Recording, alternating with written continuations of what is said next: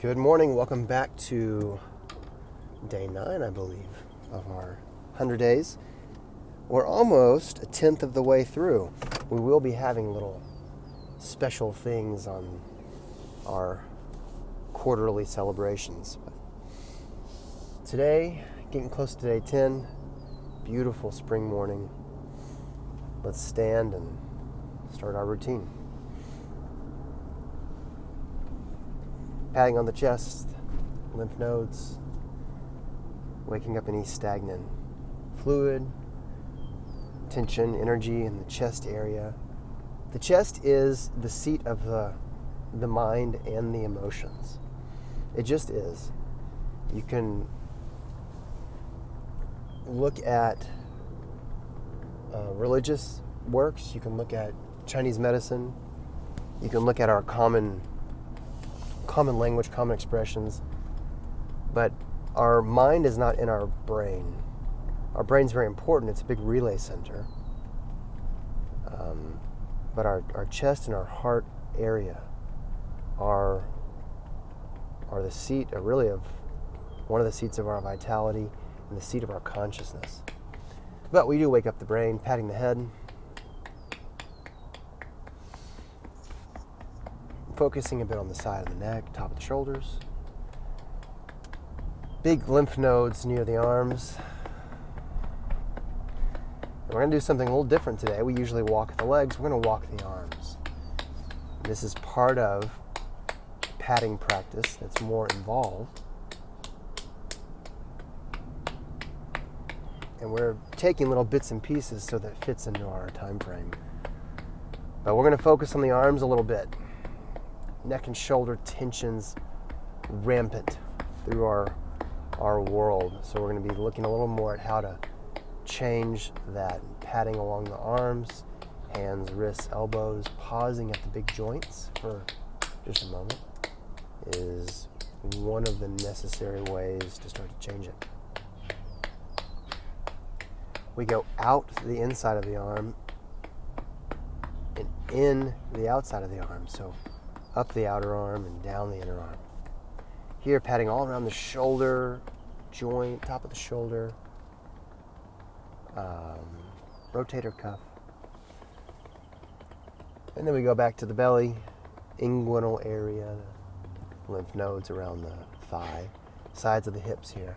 So this is a crucial area for hip problems, on the sides of the hips. I treat it all day long. It does not get addressed much in movement. So moving to the kidney area, low back.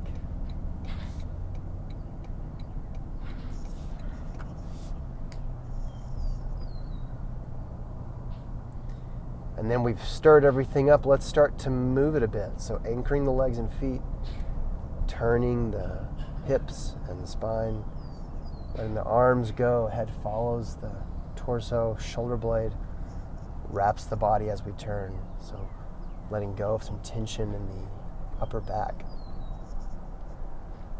The shoulder blade being mobile, the shoulder blade not being glued and stuck onto the back is extremely important for any back or neck problem. Doesn't have to be a huge motion, but here you should feel one side, arms, shoulder blade move forward, other side move back. So we don't want motion just in the shoulder joint at the top of the arm bone. We want it to be moving along the rib cage and chest. That's the shoulder. The shoulder girdle is the shoulder. Here, a new thing for the hands. Wrists, forearms. Palms are together. Forearms are roughly parallel, which will put a stretch in the forearms. Inhaling, scoop the heel of the palm upwards. Point the fingers towards the throat. Inhaling up. Exhaling down. A couple times and then stay at the top. Trying to point at the throat while letting the shoulders relax down. Yeah. Good. Now we'll take the hands side to side. Bring the feet together. It helps. Hands and arms go one way. Head looks the other way. We'll feel a good stretching rotation up into the neck and head. Breathing here, we're already starting. We're not doing a dedicated breathing moment. The whole thing is a breathing moment now. Notice if you can start to put some of your breath in your waistline.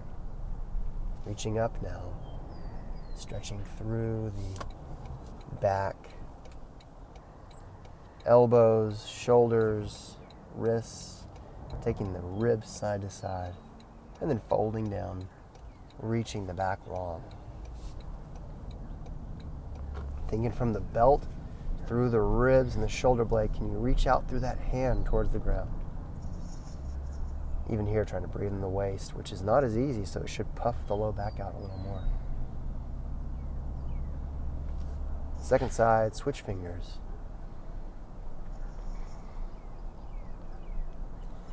So as we're doing this, I want you to start to think about if you've stuck with this from day one, or if you've even just done a series of days. What's different from the beginning? Probably something is. It's probably not all easy yet. But do you have a little more wiggle room somewhere than you did before? A little more comfort?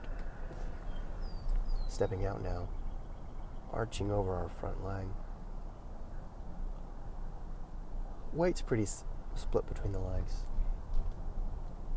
What change can you notice in your body or in your mind? And for how long do you notice it throughout the day? Just in moments or in a period following the exercise?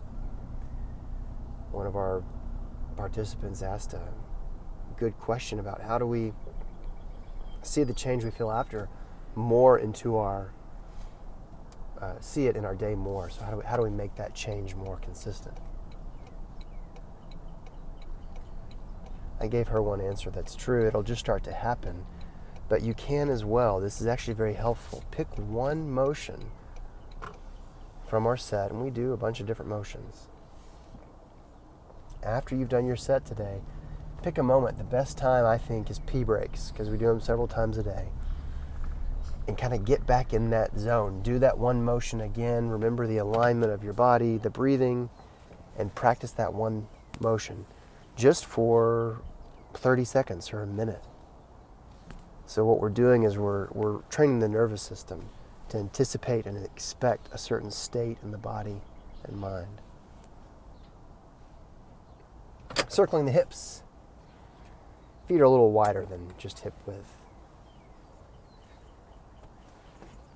Put your mind in the part of your body that's doing the movement. Your feeling body, meaning your sensing body, sensing mind, should get louder and louder as your thinking mind gets quieter during these exercises. Small pelvic rotations now.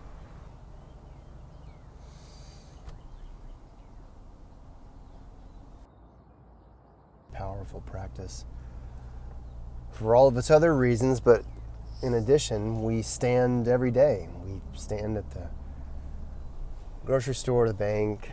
I guess no one goes to the bank anymore. Wherever we stand, doing dishes, whatnot, as we expand how that posture and breathing and focus of just standing can be restorative to our body and mind, we have access to that everywhere. So now we widen the legs, start to move the big hip muscles, wake up the spine, the big powerful muscles of the hips and spine.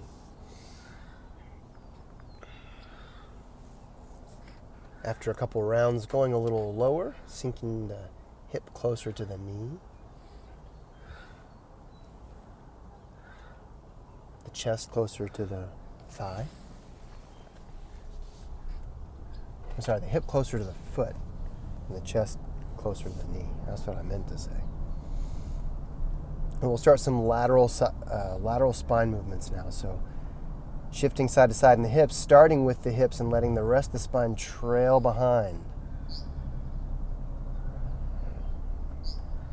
So imagining the articulation up the lumbar through the thoracic into the neck and head. Yeah. One side will probably feel easier or less stiff. pay attention to that for now. And now we reverse that. We lead with the head. Pausing to stretch that top arm over, reaching through the whole body, strengthening the left leg here, stretching the right side, and then leading with the head, trying to articulate through the whole spine. There's coordination, there's balance, there's strength, there's flexibility and mobility going on here. Most of the components of movement. We don't have speed. We're working with slowness. Slowness itself is an extremely strengthening practice. Engages different muscles in the body. Fine motor control muscles, improves nerve endings, connections with other nerves and muscles.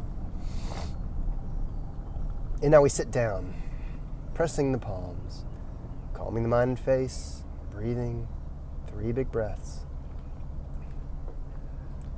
Even if it does not feel that great. And now it's over. Move down to the knees.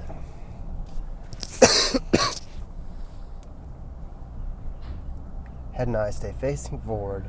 Heels, and you'll feel the inner groin muscles, the butt and the low back, are the driving, or the engine for this. Exhaling down, inhaling up, all the way to straight. We even straighten the knees with a little bit of firmness. Can help the knee joint seat better. Now straight down and up. Thinking of getting the hips as low as possible. You'll meet resistance in the hip joint and the ankle joint. So just finding that in range, testing it a bit. And then here our Phoenix stretch, the great fiery bird. Pulling the front toes back, weight on the back leg. Imagine the top of the head reaching over the foot and breathing, low belly and back.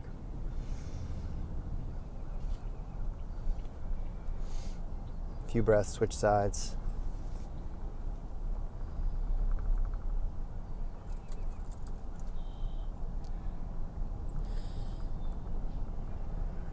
Remember, our pacing is really the breath.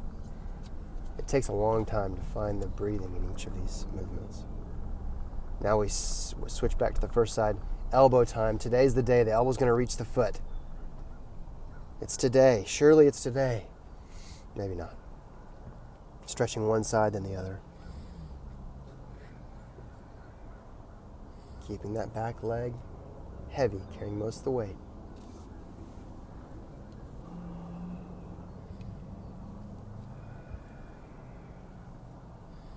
Finding some acceptance and ease, even though there's intensity with this motion. Everything is kind of hollering. You're having to use everything at once. But can you keep your mind calm? Good, you did it. Let's stand up. Stretch the arms back, open the spine. Let's shake the body. 2 different ways we've touched on. We'll first go a faster shake, so sort of consistent bounce, bounce, bounce. You can do that, or you can do a bounce and let that vibration leave your body and then do it again. Over time, that's a better way to do it as you get looser inside. In the beginning, I think the faster way is a little more efficient for loosening all your ligaments up. Now we stand. Time to float. We have an inner tube under our arms, lifting our arms up. A beach ball under our hands, lifting our hands up. The head itself is a buoy on the water, floating up. The shoulders and spine dangle beneath it. The weight falling through the hips, through the untucked or the tucked tail, through the softened knees, through the sole of the foot. That's our time. Think about today, one little hint of an exercise in your daily life. Even if no one sees you doing it, even if it's just a little internal, you're going to relax your shoulder blade down your back or let your tailbone sink subtly. Maybe at a bathroom break in the day. Maybe a couple breaths trying to feel the waist expand. Sprinkle a few moments of this in your day.